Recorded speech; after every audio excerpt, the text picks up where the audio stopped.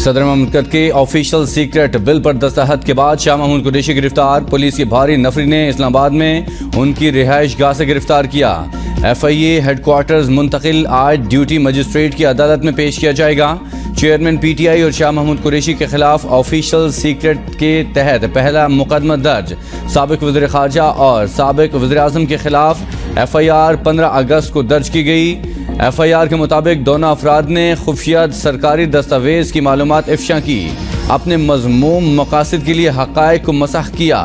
ملزمان نے ذاتی مفاد کے لیے حقائق کو توڑ مروڑ کر ریاستی سیکیورٹی کو خطرے میں ڈالا۔ چیئرمین تحریک انصاف نے وزیر اعظم آفس کی سائفر کاپی بھی غائب کر دی۔ سائفر کی کاپی تاحال چیئرمین تحریک انصاف کے قبضے میں ہے۔ آفیشل سیکرٹ ایکٹ کے تحت ملزم کا ٹرائل خصوصی عدالت میں ہوگا۔ خصوصی عدالت 30 دن کے اندر سماعت مکمل کر کے فیصلہ کرے گی۔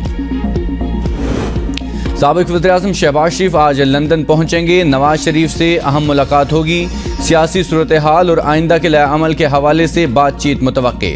لندن میں موجود سابق وفاقی وزراء بھی نواز شریف اور شہباز شریف کی ملاقات میں شریک ہوں گے۔